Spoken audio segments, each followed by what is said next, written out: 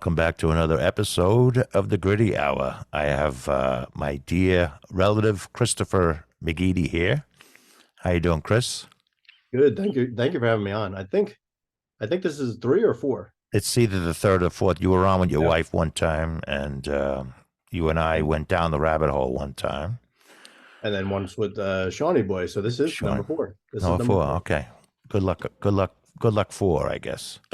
Well, when I was on the first 3 times, it was near the beginning. So now I'm nervous because there's probably millions of people listening to this. Oh, you have no idea. You have no idea.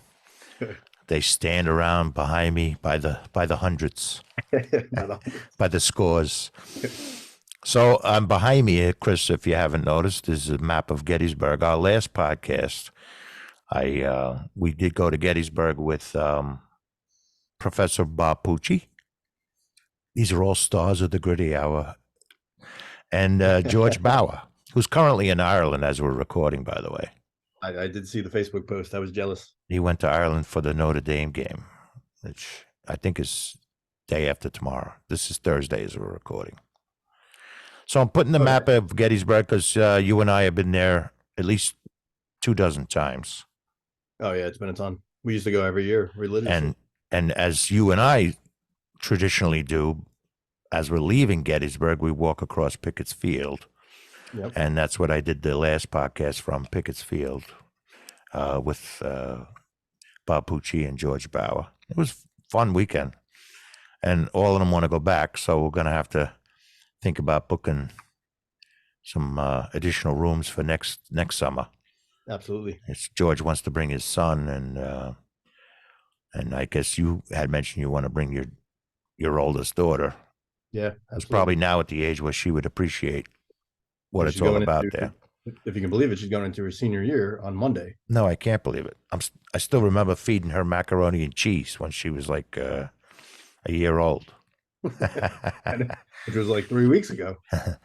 So I don't know. It was to say where the hell were you, or to make you jealous. But I put this old map of I think that is Pickett's Field behind me. Is that Emmitsburg Road there? I can't tell. Yeah, it is right there. Yeah, right behind you, right here. So that's where we walked. It wasn't as brown. It was a little greener than this map shows. But you did have some.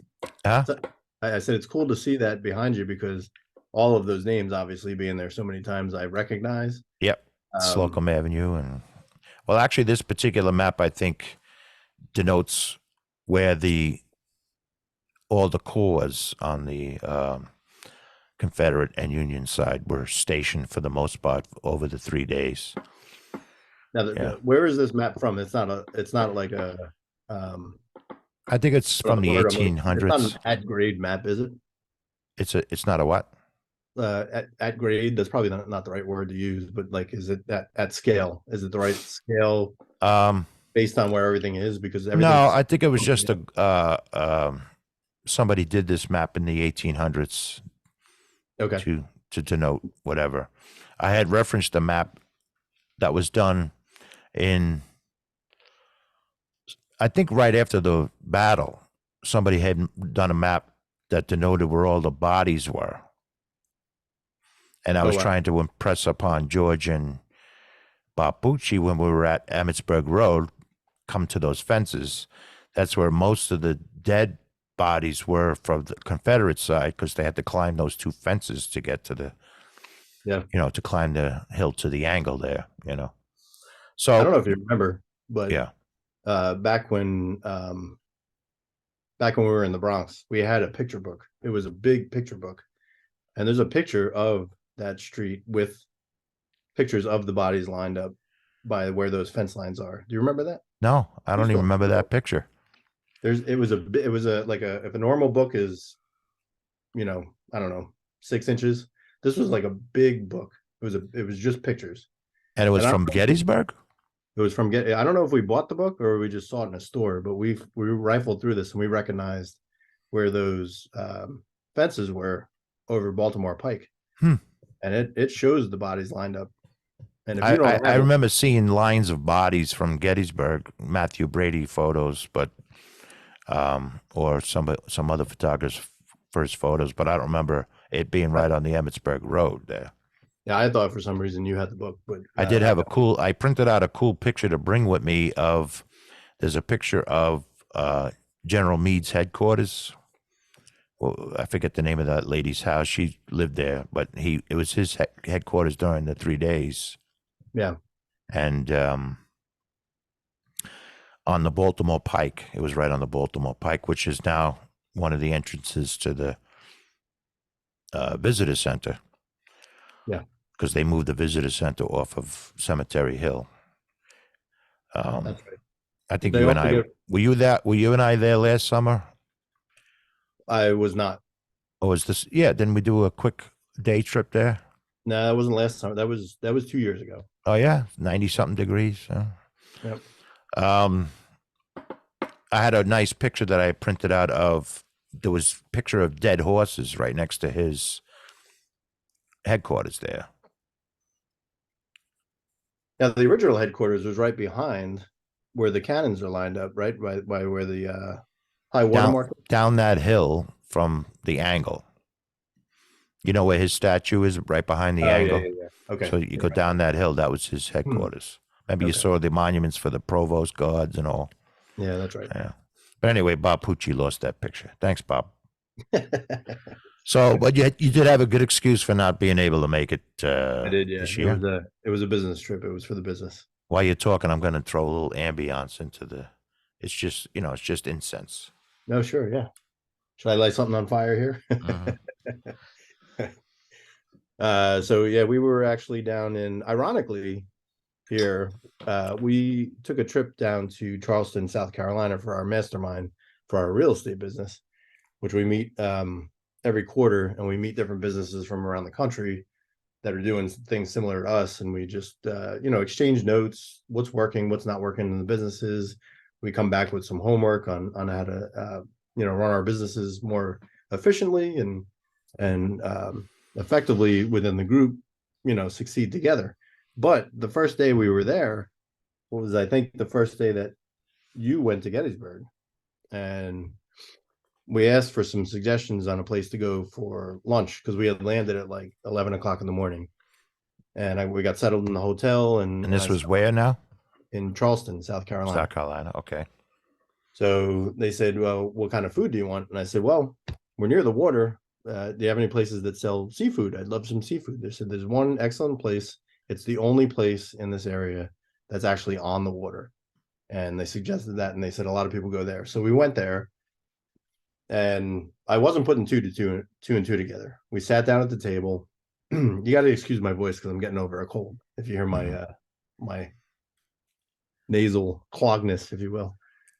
So we sat down to lunch, and we got our food, and I'm looking around, and I see the waves coming in from the water, and I see out in the distance from our table, because we were outside, I see a small island with a big American flag on it. And the waitress came over, and I said, what is that out there? And how do you get some Civil War buff you are. I said, what is that out there? And she said, well, that's Fort Sumter. I said, get out of here. Like, so we were sitting hundreds, like a couple hundred yards away from I know where this story was going. Yeah. And I said, and the people we were at lunch with, I said, the irony of this is I'm missing a Gettysburg trip. And this is the Fort Sumter's the first shots of the Civil War, and they're at damn near the end of the war. So we in the middle, it all in one trip. Did you get to Fort Sumter? I didn't. They had a water taxi there, actually at the restaurant that you could catch and take it to Fort Sumter. And we sat there for probably an hour and a half, and the thing never showed up. So, oh, really? Yeah. So I gave up after that. Well, how was the seafood at least? Seafood was good. Yeah.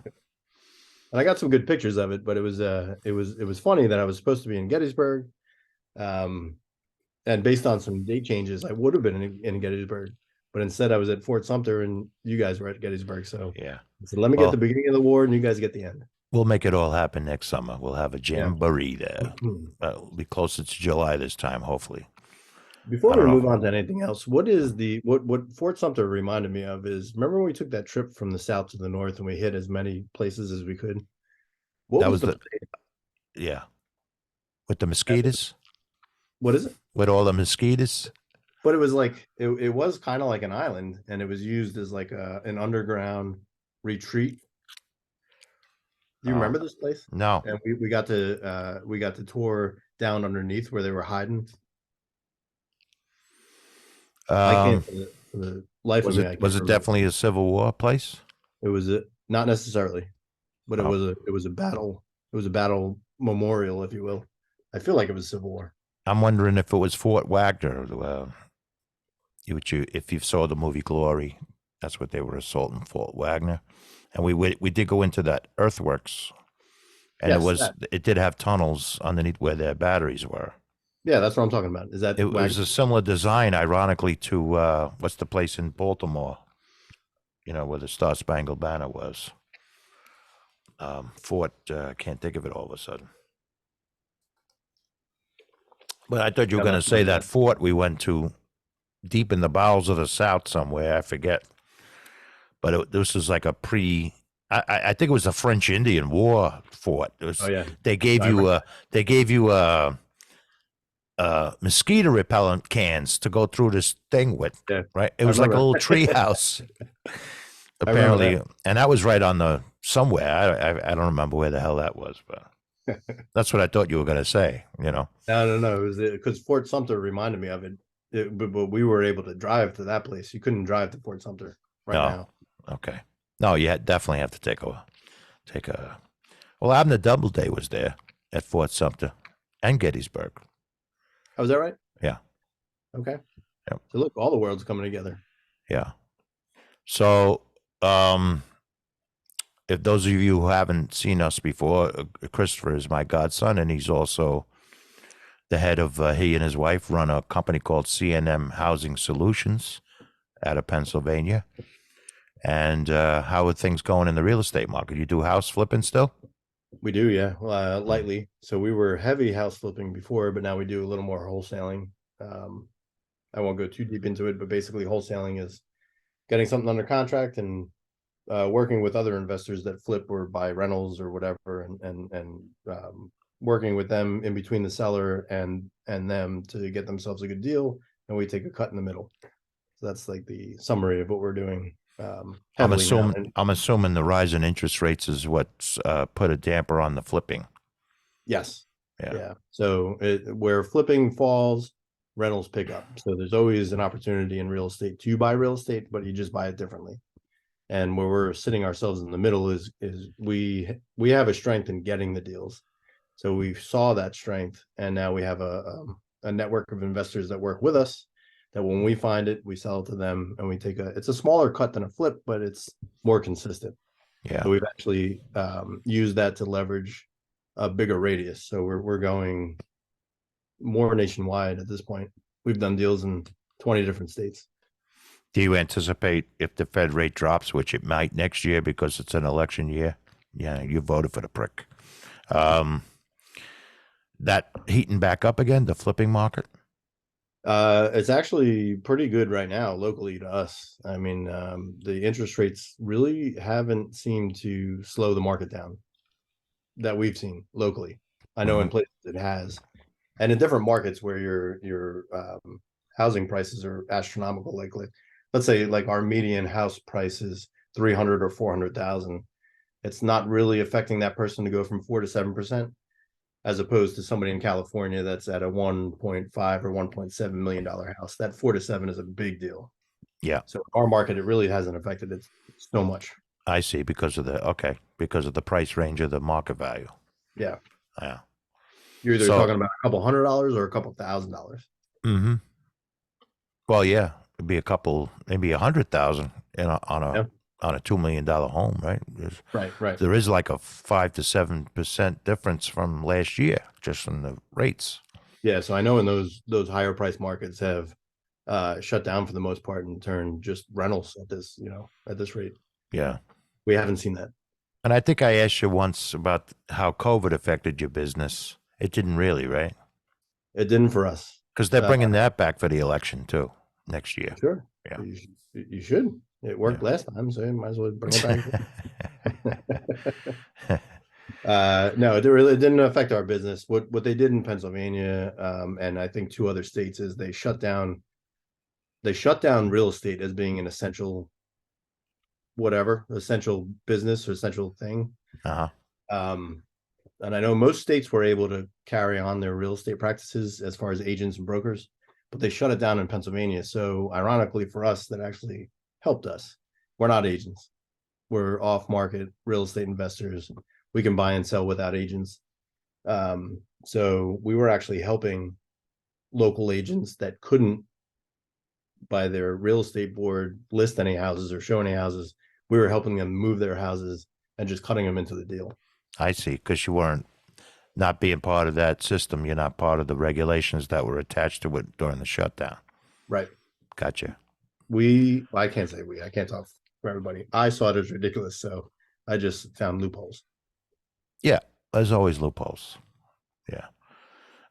Yeah, that's what the talk is now. That there's this new strain. Got to mail in your ballots. Hasn't there been strains ever since though? Like, we got to be on like our 30th strain at this point. Yeah, yeah.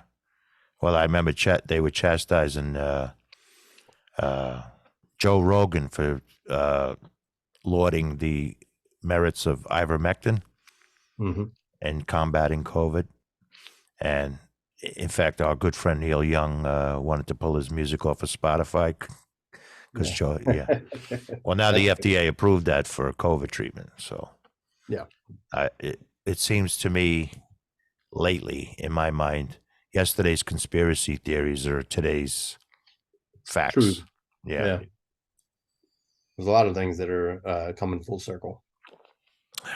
So I'm not sure I'm a conspiracy nut yet, but I'm a lot more conspiracy nutty than I used to be. I was just having this conversation with a friend of mine right before we started recording. He was saying, I guess he had a doctor's appointment, and the doctor was saying how many people are all stressed out from politics, And I told him, you're not old enough to remember, but in the 70s and 80s, nobody paid this much attention to national politics. Now it's like the national sport. It's what everybody talks about, or it's on everybody's mind all day, every day. I guess that's how they want it to be. But this is how they take advantage of that, because if they're the front source of information, then you can manipulate that information as much as you want. Yeah. Well, through this whole thing, whether you're on the right side of things or the left side of things, it's what's not being talked about in the public space or in the media that alarms me, Yeah, well, there's a lot of cliche. Well, I'm not gonna call it cliche. There's a lot of popular terms where people like they broaden things by saying, "Oh, you're either awake or not awake." They call it waking up, if you will. Yeah. But there's moments of your life that in any aspect of your life that you're gonna realize or stop for a second and say, "Wait a second, this may or may not be correct." But let me just question something. And that's what most of us are ridiculed for, but that's a good thing. That's your gut speaking, right? So this happens to me. This has happened to me my whole life. I question everything from childhood all the way on up. So this is not anything new to me. But for all of a sudden, like doing that, having that system in your brain is looked down upon, because there is some level of control want in that space. Yeah. Well, it just seems like, again, if you're on the left, there's so many nut jobs on the left side, but there's nut jobs on the right conservative side too. I mean, we talked about conspiracies. If your blood pressure ever goes low, which with my physical demeanor will never do, but if it ever goes low, just go on Twitter for 15 minutes. It'll get it right back up to normal. I can't do that. Yeah. And I've been deleted from Facebook twice, so it's used now for business. Most of the things on my Facebook are done by other people. I don't get on there too much. I can't I can't keep subjecting myself to that space. I know it's effective in our business, so that's why I still have it, but I don't use it. Or Twitter either, or X, whatever the hell it's called now. No, none of it. Do you do business on X or promote your business on X? No. Twitter? We use for the business. We use Facebook. I think Instagram is in there somewhere. I don't even have an Instagram account. Somebody else does that on our behalf. But I think social media wise, that's it. Facebook and maybe Instagram. Yeah. Well, there's a thing called Threads, which is, I guess, Instagram's answer to Twitter, which a lot of people signed up for like as soon as it came out, but it seems like nobody's using it. Do you need an answer to Twitter? Isn't like 90% of the world on it? That's why I said to somebody today, we were talking about Threads, and I was like, there's enough friggin' social media out there, you know? I can't keep up with the ones, because I don't do for my business. Somebody else runs the social media too. So Yeah. I don't get into the weeds with that stuff, but there's enough social media out there, you know? There sure is. Yeah. Is there still a MySpace? I forgot about MySpace. I think it's mostly music now, yeah, but I think it still exists. I don't know about Friendster, but MySpace I think still out there. MySpace was the OG. Oh, this came up yesterday since we were having a nonsensical conversation, which we do best. This came up yesterday. I was talking about. I remember, I think it was Renee or one of your cousins, one of their teenage year birthday parties. It was probably Renee's, maybe her 16th part, whatever the hell it was. But I noticed all the kids that were there were using this phone thing, but it was like a walkie-talkie thing. Oh, a Nextel. Is that what it was? Yeah. So I remember, I think that was a Saturday. I think that Monday, whatever the hell it was, I bought that stock as soon as I got to work. It's like everybody's using this goddamn thing. I didn't make any money though. You're probably too late for the party on that. Nothing changes faster than technology, but it seemed like every kid was using this at this party. I said, I'm buying a couple hundred shares of it as soon as I get to work Monday. That was one. That was one of my first phones. Actually, when I was in the firehouse, that was a big phone used in the firehouses. Oh, really? And you were allowed to. It was like a 10-second vocal text, I guess, right? So as the Nextels grew, I think originally yes, but they became just open lines. So when you clicked it and it went beep beep and you connected to the other person, you could just have as long as of a conversation as you wanted, as if you were on the phone, but it wasn't back and forth. So you had to release the button to hear the other end of the conversation. Yeah, so when you release the button, they could press their button and speak back to you. Oh, okay. Well, that's probably why it didn't work in the long run. Yeah. But it was popular for a couple of months, I think. Oh, you know. Right, well, when we were out with people, short story, we were out with people in the firehouse. We took advantage of that because if we knew they had a Nextel, the Nextels had this clip that you put on your belt.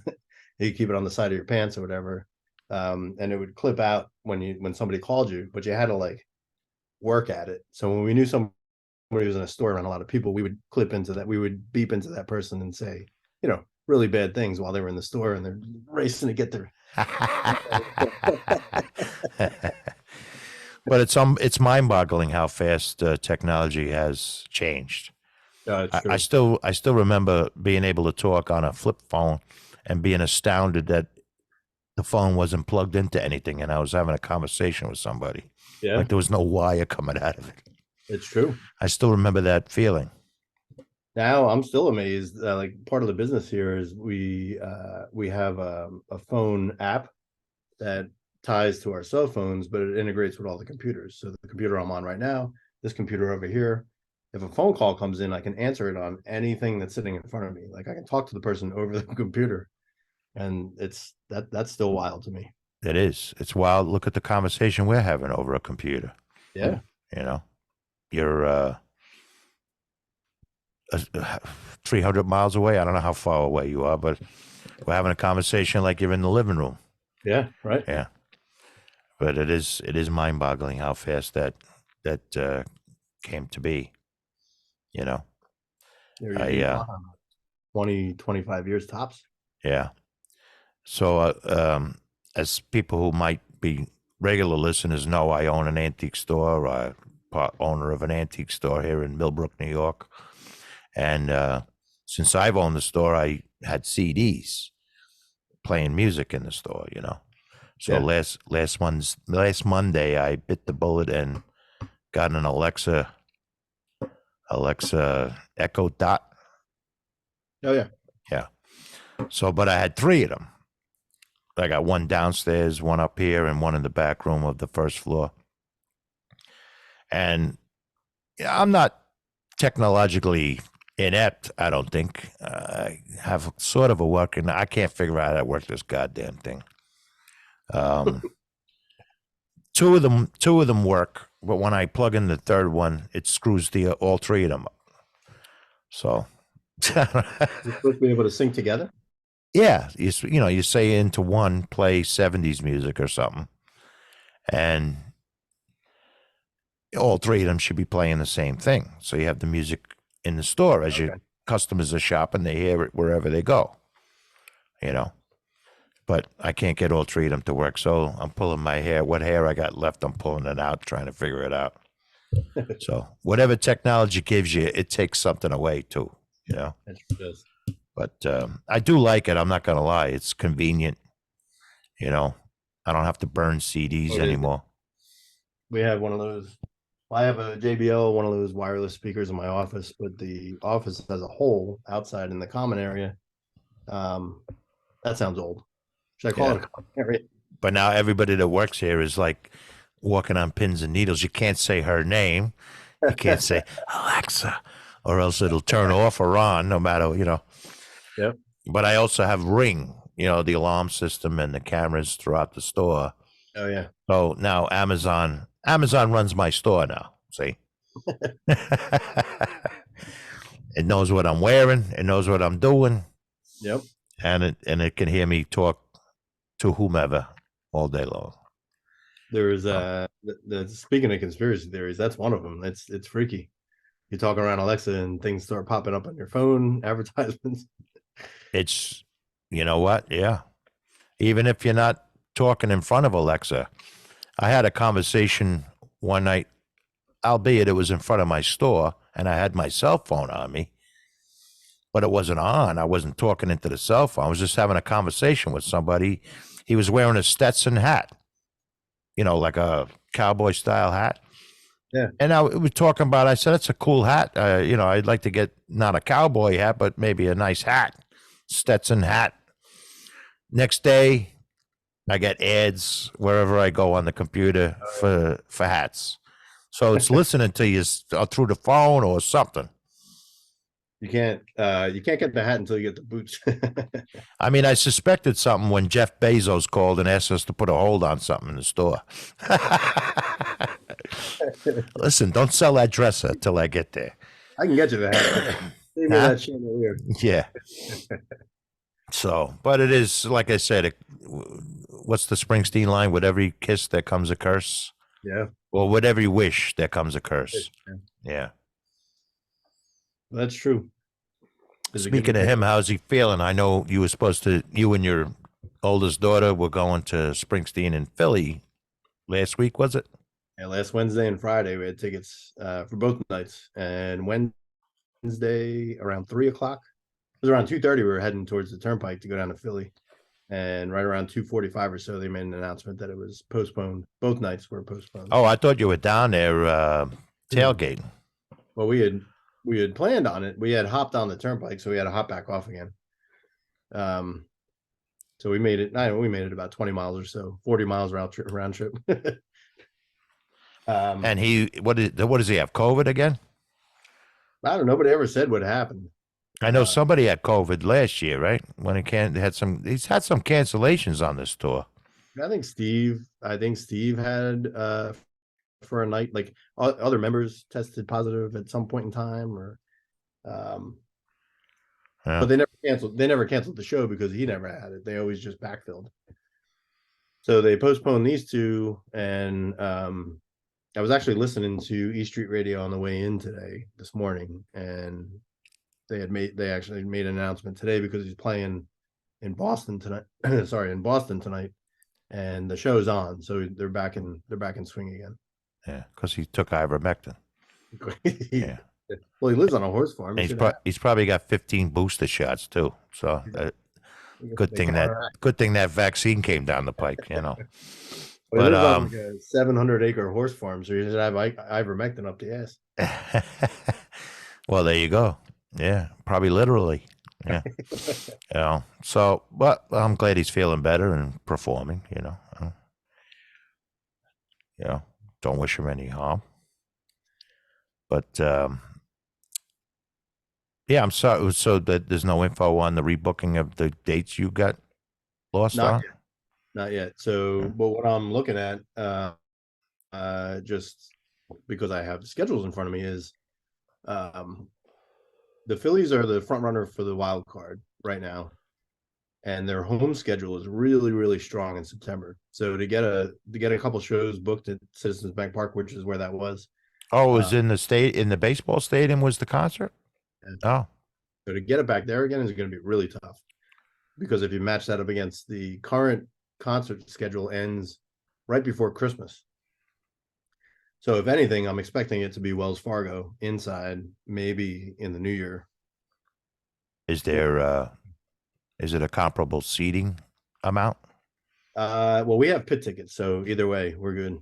I mean, the amount of tickets that would have been in the baseball stadium, could they all fit in the indoor arena? As a total? No. It would have to be 4 nights actually, because the baseball stadium sits 40 something thousand, and the Wells Fargo is like 21, I think, something like that. Yeah, it gets complicated, right? Yeah. But we're in the pit. So you didn't watch any of the debates as we're recording? This is the day after the Republican debate. They were last night. I didn't watch the debate itself. I think Fox News was hosting that one. Yes. I haven't been a great fan of Fox News for the past 3 years. I haven't actually watched news for the past 3 years. You're better off. Better for it. Yeah. I did, however, watch, which was the competing show, an interview between Tucker Carlson and President Trump. Oh, how was that? It was really good. It was about an hour. They probably edited it down, but it was about an hour long. Oh, it's pre-recorded? Okay. I think it was, it wasn't live. But it was good. If you have an opportunity to watch it, I would watch it. Yeah, I saw a couple of snippets this morning of the debate. You know, all these people that are 2 or 3%. Yeah. In the polls. Look at me, look at me. I didn't see any snippets from what's his name? Actually, the Springsteen fan. What's his name? Governor of Jersey. Oh, Christie? Yeah, I didn't see any snippets of him. It was mostly that guy Vivek Hamana. Yeah, Ramaswamy. Ramashay, or whatever his name is. Yeah. You probably didn't see. I heard of one clip. I didn't listen to it or see it, but I guess at one point in the debate, Christie was supporting all of these indictments that are coming down on Trump for whatever reason, and he got booed like loudly by the crowd. So they probably cut that out from any future publication. Yeah, that was live though, right? The debates. Yeah, live, I would think they would be. Yeah, I saw a little bit of Pence and Vivek Ramashay, whatever his name is, and not even much of the Florida governor. Oh, DeSantis. Yeah, who I wish, because between you and me, I think he's running for president in 2028. This is just he's laying the groundwork now. I think that was the point of this whole thing for him, because he's certainly not running like it's an immediate thing. You know, he's making his connections or whatever. But yeah, well, I knew the debate was happening last night, but I had no interest in watching it because for me, this go around is not about anybody that was on that panel last night. Like I feel like we missed out in 2020, so I'm still all in 2024. So none of that interests me. It's not Yeah. like I needed to watch it to make a decision. My decision's made. Yeah, I'm sort of almost all in for RFK Jr. I'm not gonna lie. Yeah, I like what he has to say. We talked a little bit earlier about the mainstream media. You know, they're trying to paint him as a one-trick pony with the vaccines and the. Yeah. But if you look at the rest of his policies, he's making a hell of a lot of sense to me. Yeah. You know, and you couple that with these guys that debated yesterday. These folks, I'm sure they're all nice people, but you know, who the hell cares about these people? And this country, greatest country in the world, 300 and something million people in it. They can come up with is Trump and Biden. Yeah. I mean, so I just like RFK Jr. I think he's the one, you know, the one trick pony aspect that the media paints him out to be is not. He has a lot of good policies on a lot of different issues. Well, it doesn't matter what your name is. If the media is coming after you hard, then you know that's a person you want to follow. Yeah, that's a good way to approach things. I don't think. Do you, in your heart of heart? Well, are you a Trump guy? Are you I going am. for Trump? Mhm. So you might be the wrong guy to ask this to get an objective answer. I'll give you a Objective answer, but I was just going to ask if he wasn't running for president, would he be indicted? How what is he, 4 or 5 indictments all over the place? Yeah, I think we're up to 6 now as Oh, of nice. Yeah. today, as a matter of fact. Oh, in good. Georgia. You lose track of him after a while. But do you think he would have gotten one indictment if he wasn't running for president? Not one. Yeah, No. me neither. That wasn't the question I thought you were going to ask. Even though I'm a Trump guy and I'm all in, I thought you were going to ask if he wasn't running, would I then vote for RFK? And the answer is yes. Like that is the person that I would almost want to see a Trump RFK ticket. Yeah, well, that's not going to happen. No. No. In fact, I don't think RFK has a snowball's chance in hell, but Yeah. I'm all in with him right now anyway. You know, Yeah. I was in with DeSantis, but it dawned on me early or the way he's campaigned, it dawned on me that he wasn't running for president. He's running for president, but he's really running for president in 2028. He's setting the stage. Yeah. Yeah, I kind of saw right through that right from the beginning when he announced he was running. Now, as you look back through the times and the decades, like RFK is coming from a family that's probably the best line of Democrats. Yeah, the quintessential Democrat. Yeah. Since they started really shifting hard left. Yeah. Yeah. Oh, yeah. People from you can't compare today's politics with the 60s politics. No. I mean, a radical in the 60s would be a moderate Democrat today, or even a right-leaning Democrat today. The middle right. You know, what's his name? Lyndon Johnson would be a Republican. Yeah. In the way today's politics frame out, you know. And so would Martin Luther King Jr., if you don't mind me saying. Yeah, it's true. It's just politics has done a topsy-turvy almost in the last 5 years, 7 years, maybe. I was going to say the last decade. Yeah. It's been more of a, and we're seeing it now. The politics has become nothing but, I mean, we don't care about the economy. We don't care about all those things we cared about 20 years ago. What we care about right now is social control. If you go along with me, we'll take care of you. They won't take care. And God help you if you have an opinion other than the party line opinion, you know. Yeah. You're either an idiot or, you know, a radical, you know. I was both for the past 3 years straight. That's the thing. 2 years. Nothing suffered more than political discourse in this country. Yeah. And you know what? And we'll merge two of these things together because it shouldn't be this way, but it was. The politics and the whole COVID mess became one. I mean, it became politics. The politics and the what? And the whole COVID disaster. It all became, it's political. It's political at this point, whether you wanted it to be back then or not. It's political. when I was living my life the way I wanted to in 2020 and 2021, I was that person. I was the villain. I was the person that was yelled at and I was ridiculed, and still Yeah. here, fortunately or unfortunately for some You're people. gonna harm the children if you go to Walmart without a mask. Yeah. That Well, was part it of the is kind of sad. I it's society itself is has denigrated a lot in the last few years. You know. I have a hard time with I get when people were mad at me and yelled at me, because I feel like I can't even categorize this. When people would yell at me, I wouldn't fault them, because I feel like as a society, we're very drawn into what we see on TV. We're a very 13-second society at this point, where we can watch videos and just be um, convinced by something by a 7-second video you watch. So the fact that the mass majority of people were following this course didn't surprise me. But when I didn't follow the course and they came at me, it also didn't upset me. I felt like it was part of my being locally to show people that we're okay. Like I actually have a background in mass, an extensive background in mass, all levels of mass. So I know how they work. I know what they're supposed to be used for and Well, what they're you're a not. fireman. Yeah. Yeah. And I was on the hazmat team, so I know what these masks are used for. Some are used for fluids, some are used for dust particles, some are used for smoke, some are used for whatever. None of them were used for something like that. So from the get go, it just sounded ridiculous to me. And can we go down this rabbit hole? We're in the rabbit hole.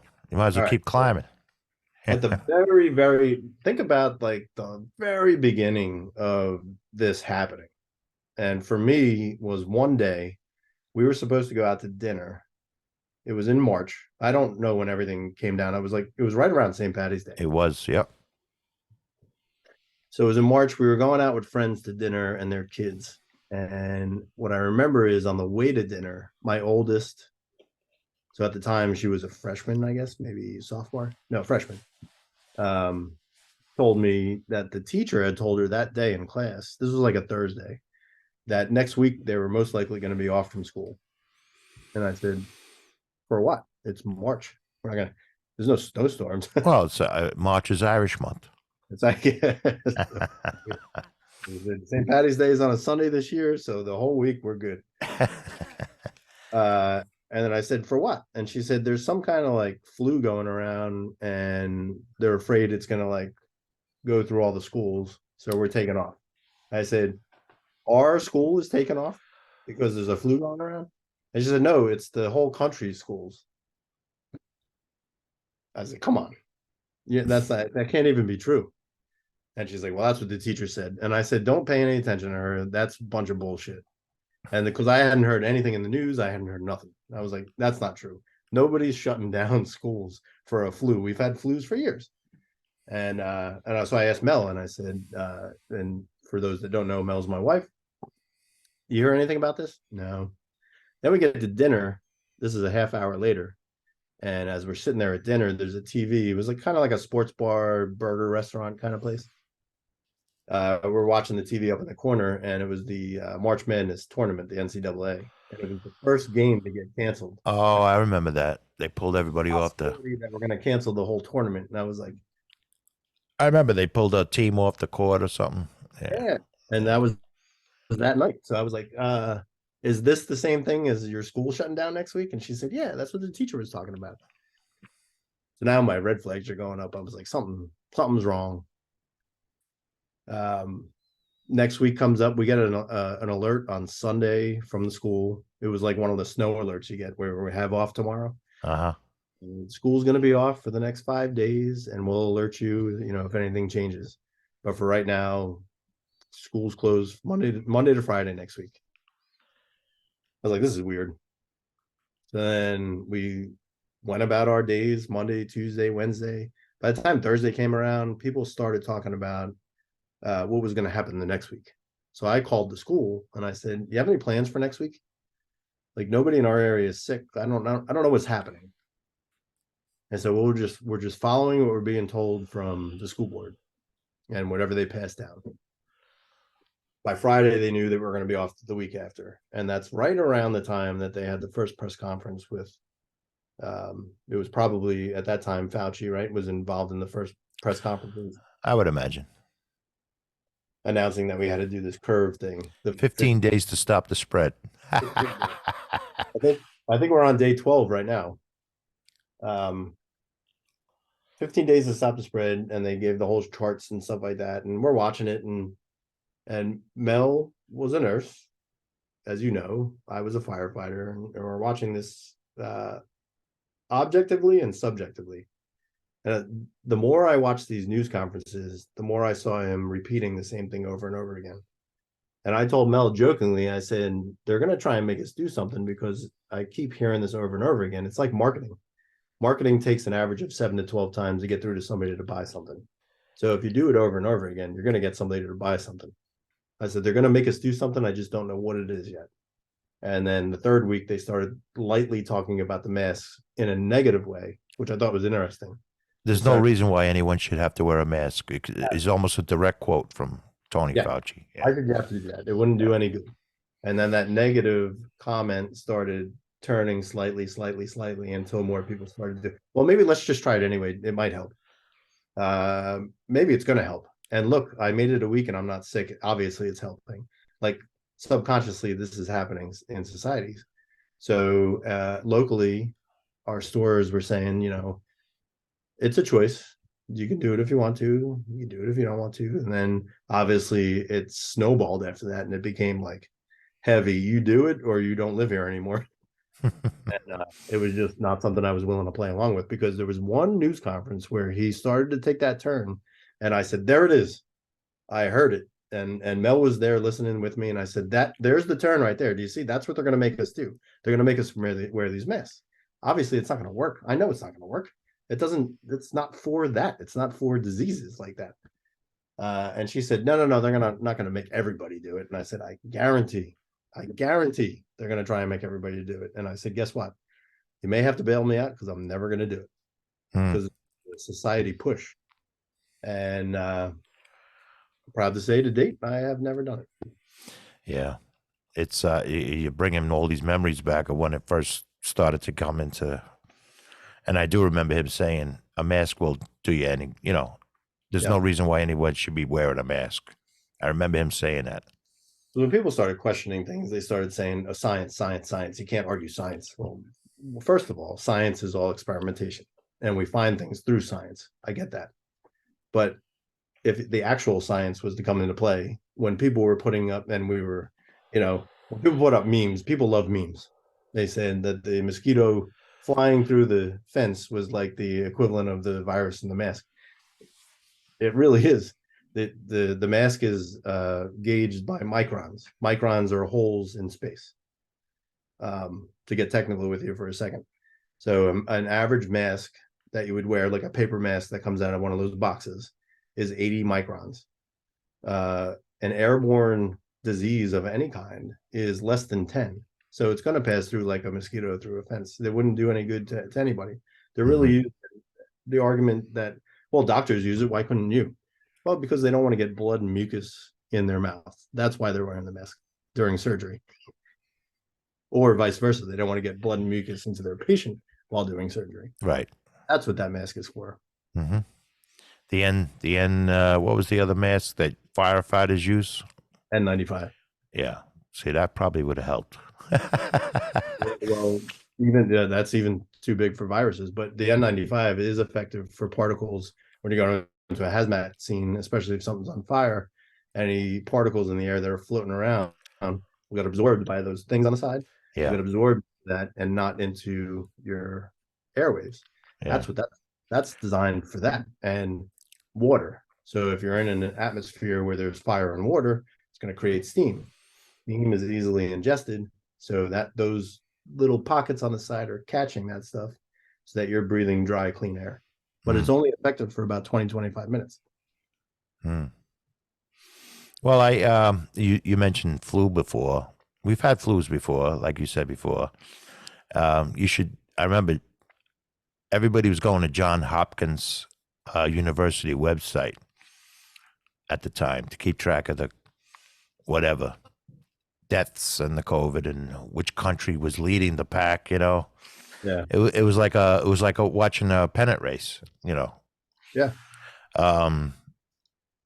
You should look up. It's probably, I don't know if it's still there or not. I haven't even thought about this in years, but how many people died from the flu in 2020? It was like almost zero. Yeah. Now, in a normal year, how many worldwide deaths from the flu are there? 250,000, 500,000, 1,000,000? I don't know. But there was almost zero in 2020. So I don't know. Well, here's another issue I had is on a local level and a national level. You couldn't get this information on a national level because you're never going to get it from somebody. But on a local level, I wanted it. Trickling down from the top down. If you watch the news, this is where the fear mongering came from. And fear mongering is really only effective if the person they're delivering the information to stays afraid. As soon as you're not afraid anymore, then that does no good to anybody. Mm-hmm. So what's happening is if we put this ticker on your screen that says there's 10 deaths, and then tomorrow you wake up and there's 1,000, and then the next day you wake up and there's 5,000. I started to question, where is that number coming from? One, you can say, where is that information coming from? And they can say, well, that's HIPAA, we can't tell you. Well, how did you find out? You're reporting this as a public official. They're not supposed to tell you either. So where are you getting this information from? Hospitals in a so-called pandemic where the world is shutting down, their first priority is not to reach out to the news networks and say, oh, we had 5 people die. Don't notify the family. Call Fox News and let them know that 5 more people died. That was happening in real time.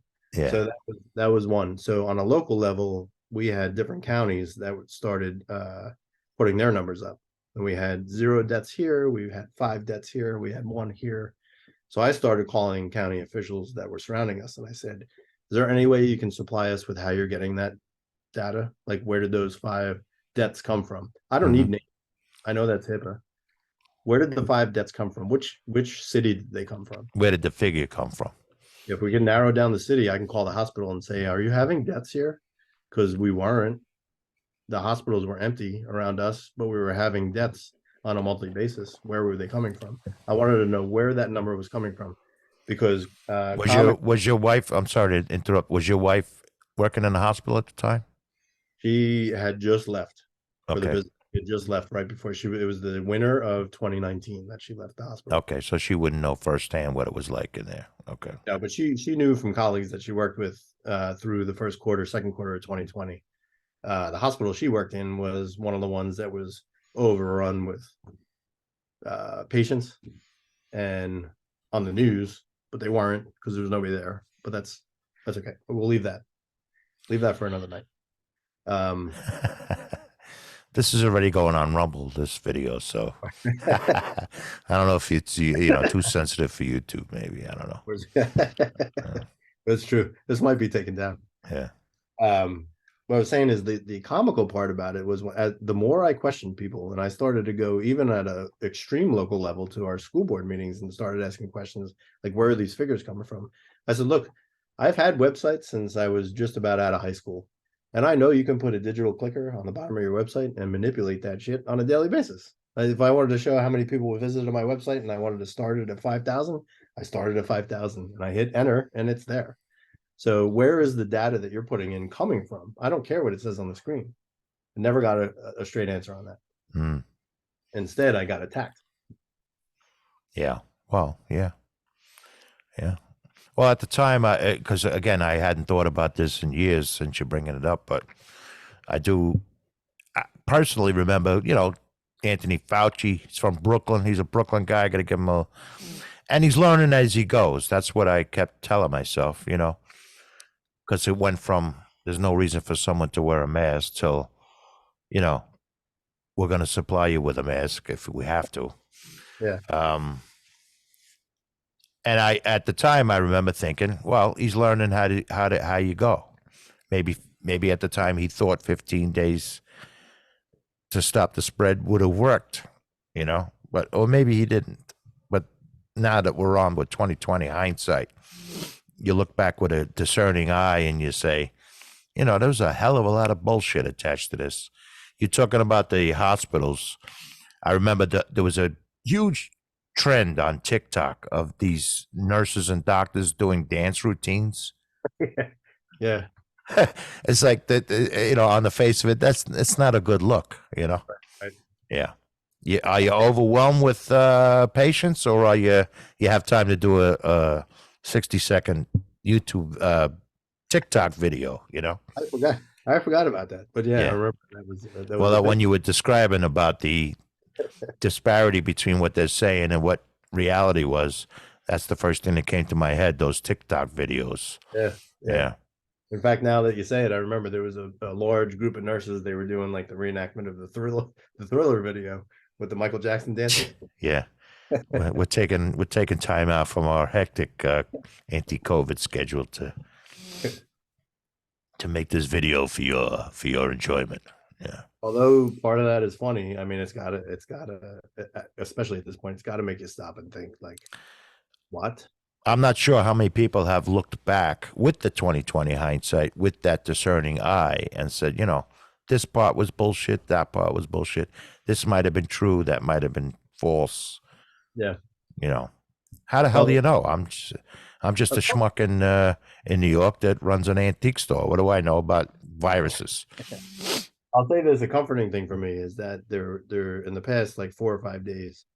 Like I said, I don't watch the news anymore, but I've heard from other people that there's murmurs of this happening again, where they're talking about shutdowns. Well, next year's a presidential election year, so sure. Like, so we expect that. Like, gonna have to mail in that ballot. That's right, mail it in. Yeah. In fact, if they pay good enough money, I'll be one of the mules. I'll get paid whatever to drop them things off. Don't go down that rabbit hole, because there's so much around that. Again, yesterday's conspiracies, today's facts. So staying with the subject at hand, the comforting thing to me is that I hear locally now that people are putting in like the local neighborhood sites and stuff like that. Like, we're seeing this in the news, but so help me God, we're not going to do that again.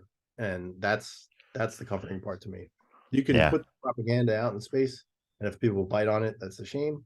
If they don't, and the society comes together, then that's where we should be.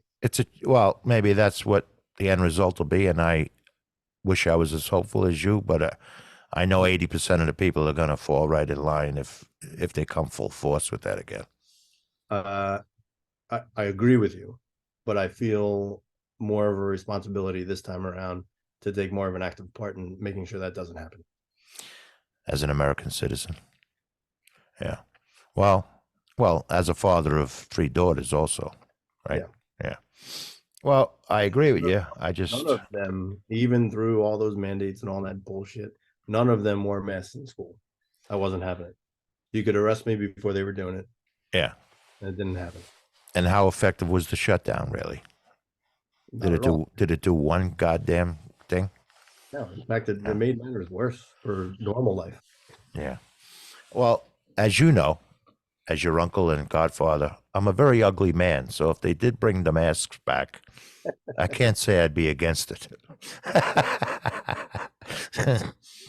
But I feel exactly what you're saying. I know what you're talking about. So anyway, let's try to end this podcast on a more cheerful note. I can't believe we've been talking for over an hour already. What do you mean cheerful? I'm pretty happy about that. Well, actually, if it comes to the end that you describe, I'll be happy too. But I don't know what's going to become of this country next year. It's going to be a rough year with the way things are polarized. I think so. Some people are just firmly in their camp on both sides of the aisle, and God help you if you disagree with them.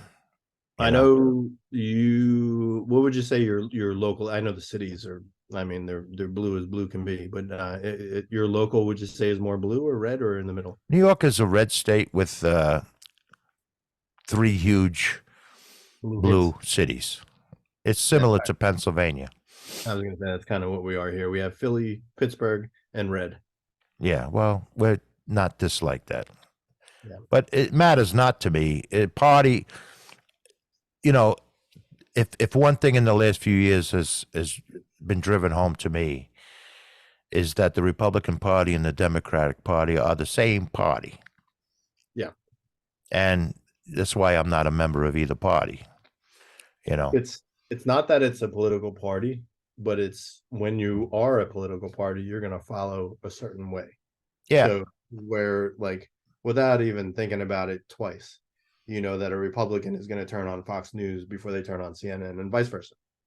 So the message that comes through those two different sources are similar in ways, but really far apart in other ways. So if you're just watching the one source, that's where your information is coming from. yeah, And that's why people say, well, I don't like to make this political, but you can't help it because they make it political. Your viewpoints are then brought into society that way. yeah. Well, the bottom line is we have to get back to common sense. Yes. You mentioned what you talking about when COVID first started, what your stomach was telling you, what your guts are telling you. Listen to your intuition. We all have intuition, and question what you believe in. I used to be a Republican, but I started questioning what the hell these people are standing for. Yeah. And I wish Democrats would do the same, and current day Republicans would do the same. I agree with it. I think Thomas Jefferson, I might be wrong, but I think he was dead set against having political parties in this country for that reason. I think you're right. But I think in the current day and age, if I'm anything, I'm a libertarian. But if in the current age of this country, there's no need to have political parties. Yeah. Everybody should be able to think for themselves. Right. And that's what we're lacking. Yeah. We're lacking common sense and doing your own investigation on issues. In real estate, we call it due diligence. And stop voting for people because you want to have dinner with them. That's not why you vote for a politician.